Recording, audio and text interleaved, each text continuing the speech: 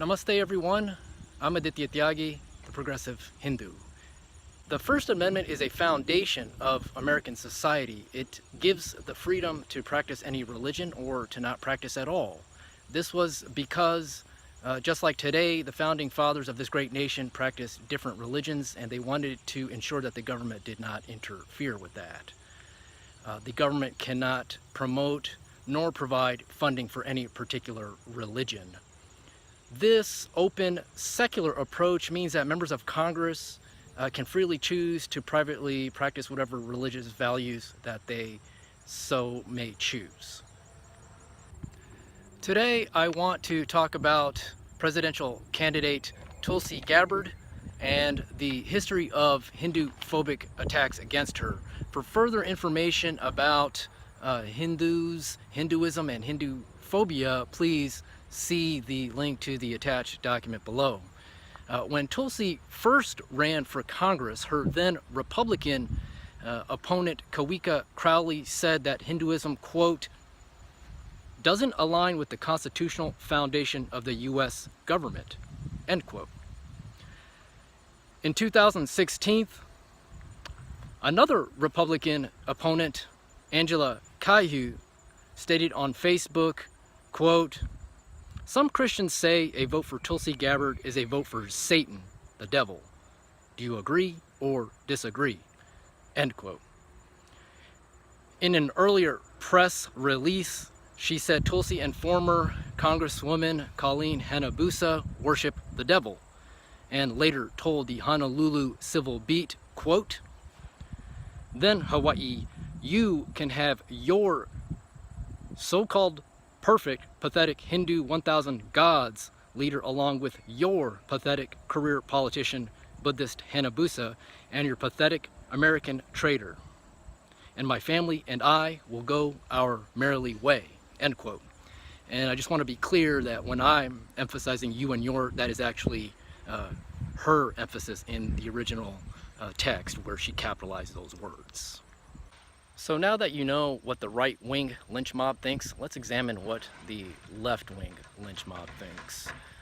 In 2017, Kelefa Sanneh wrote an article in The New Yorker titled, What Does Tulsi Gabbard Believe?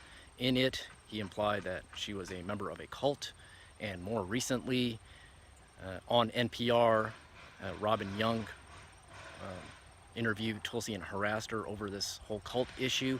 Tulsi wisely refused to take the bait and turned the question back onto Young as to its relevance. So as you can see, Hinduphobia emanates from both the left and the right.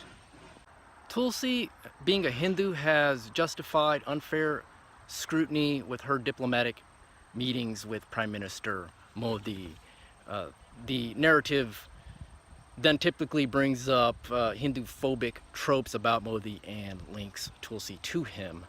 Obama, Pelosi, and many other prominent U.S. politicians have met with Modi. Obama has met with him 8 times and was in fact his chief guest of honor at the Delhi Republic Day Parade back in 2015, and where he sat next to Modi. On the last day of Obama's presidency, the first person he phoned was Modi to thank him for his partnership. Despite the Supreme Court of India having fully exonerated Modi of any wrongdoing in the Gujurat Riots, the right-wing American entry ban was enforced under President Bush until it was lifted by Obama. So I decided to make some new friends behind me. I decided to join in. So continuing where we left off, Tulsi has sworn to uphold the Constitution of the United States and has put her life on the line by volunteering for military service. Even so, the Young Turks recently made a video again smearing her with associations with Modi.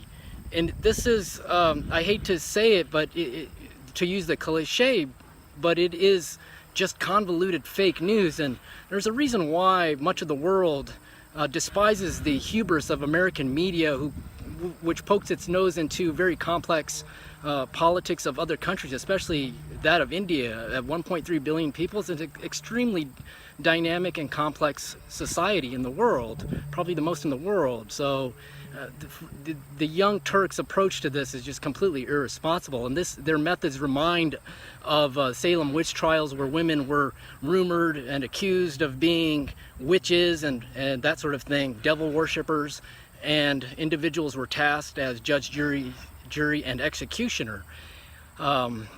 Similarly, when this kind of fear-mongering was present when JFK was campaigning for president, his enemies falsely believed that he was some agent of the Catholic Church because of his religion, and thus his loyalty was questioned.